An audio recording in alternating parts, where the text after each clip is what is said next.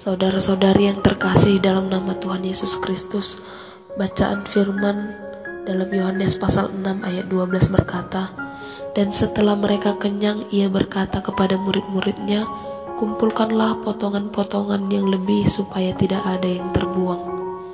Sebuah ilustrasi menggambarkan ada seorang teman yang setiap kali makan benar-benar tanpa sisa.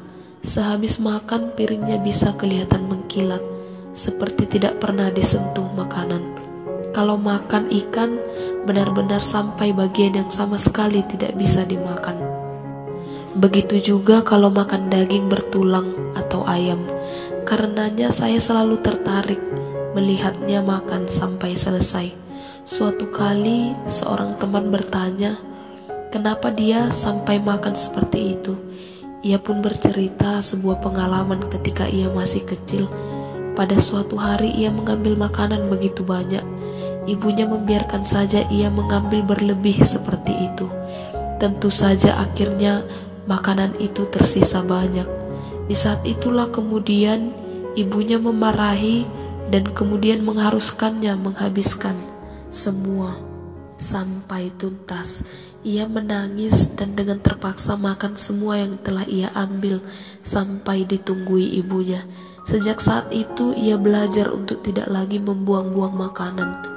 Ini pelajaran yang mungkin keras bagi anak kecil, tetapi itu adalah sebuah ajaran yang baik, karena membuang-buang makanan bukanlah hal yang bagus untuk dilakukan.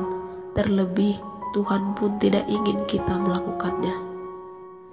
Tuhan telah memperlihatkan bagaimana Ia 2 kali mengabulkan permintaan bangsa Israel akan makanan dalam Ulangan 16 ayat 1 sampai 36.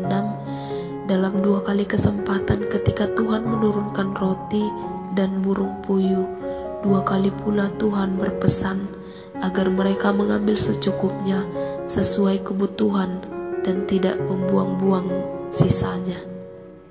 Karena di saat orang lain ada yang membutuhkan, ada yang mati kelaparan, bagaimana mungkin kita tega membuang makanan tanpa peduli akan nasib mereka?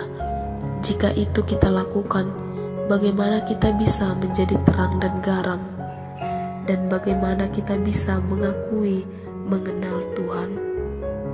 Meski hidup kita tidak mudah, Allah tetap setia dan tidak pernah meninggalkan kita. Dia mengizinkan kita berseru dan berkeluh kesah apa adanya kepadanya. Dia tahu segala yang kita alami. Yesus Kristus yang kedatangannya kita rayakan di hari Natal pernah mengalami kemiskinan, penderitaan, pengkhianatan, dan dipermalukan seperti yang dialami oleh banyak dari kita.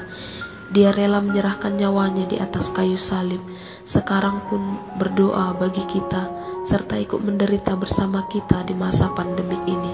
Karena Kristus kita dapat tetap memiliki kelegaan dan kebersamaan layaknya orang yang menerima berkat.